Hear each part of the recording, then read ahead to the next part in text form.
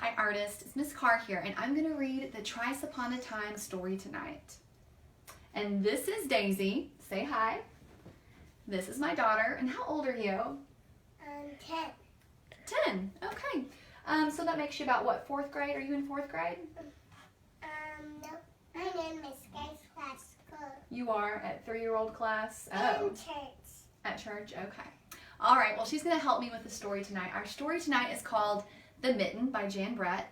And The Mitten is a folktale. And a folktale is a very old story that's been passed down from many generations.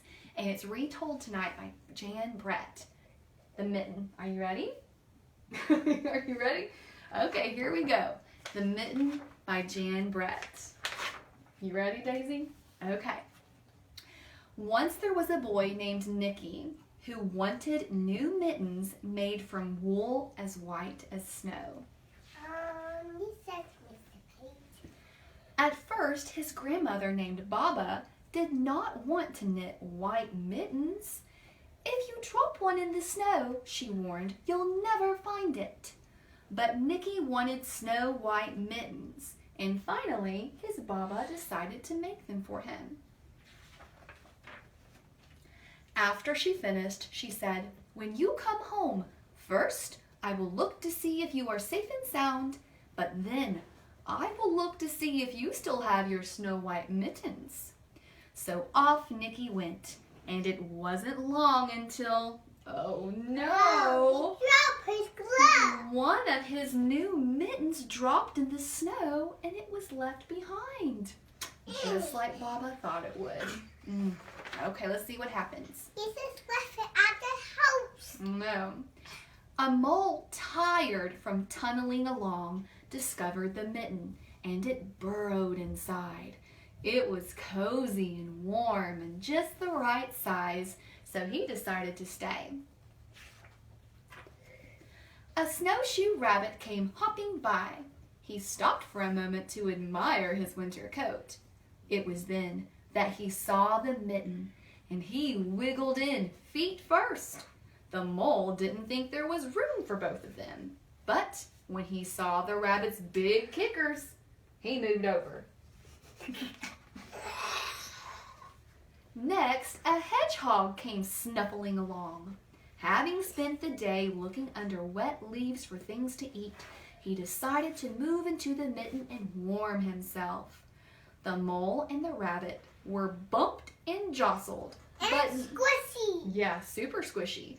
But not being one to argue with an animal covered in prickles, they made room. An owl is going to be after. You think, do you see it over here on the side? Do you know what Jan Brett does? She kind of gives you a sneak preview on some of the pages of what's going to happen next.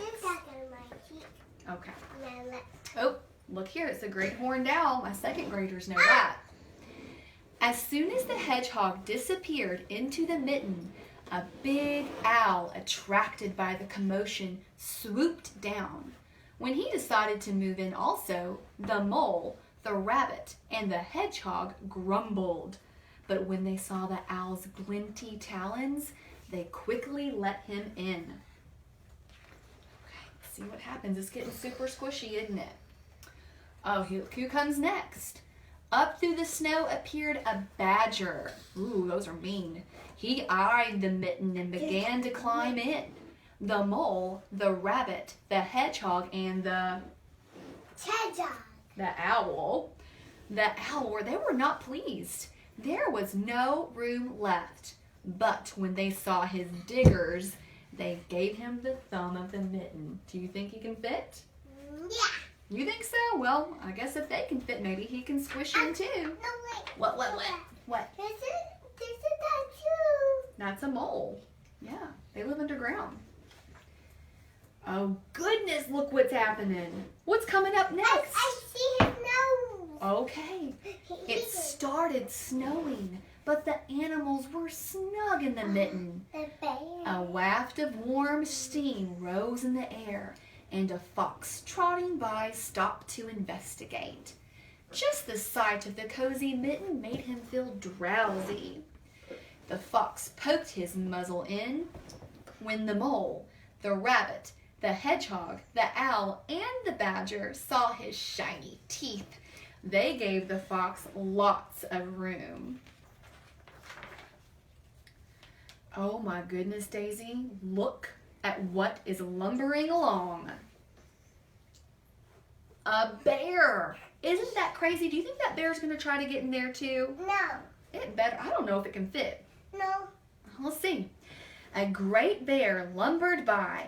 He spied the Mitten all plumped up, and not being one to be left out in the cold, he began to nose his way in. The animals were packed in tightly as could be. But what animal would argue with the bear? Would you argue with the bear? Yeah. Would you argue with the bear? I wouldn't. Those things are huge. But I would. Okay, silly. I would like play with the bear. Oh, she's going to play with the bear. Okay. The Mitten swelled and stretched. Oh, it was pulled and bulged to many, many times its size, but Baba's good knitting held fast. Oh my gosh, look at them now. Look at how squishy squish they are. Their little heads are poking out. Along came a meadow mouse. It was no bigger than an acorn. She wiggled into the one space left and made herself comfortable on top of the great bear's nose. Oh my goodness. That's silly. The bear, tickled by the mouse's whiskers, gave an enormous sneeze.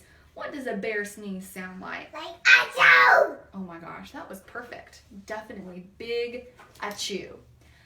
The force of the sneeze shot the Mitten up into the sky and scattered the animals in all directions.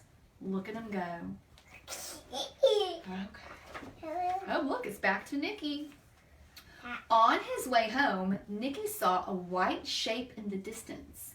It was the lost Mitten, silhouetted against the blue sky. Woo, he found it. I was worried about that. As he ran to catch the snow-white Mitten, he saw Baba's face in the window. First, she looked to see if he was safe and sound, and then she saw that he still had his new mittens. Oh, but look, she's very confused. She's checking him out, and one seems so stretched out. It's just going to be a mystery, isn't it? That's hers. All right, so there you go. That was The Mitten by Jan Brett. Good night, artists, and I'll see you tomorrow. Bye.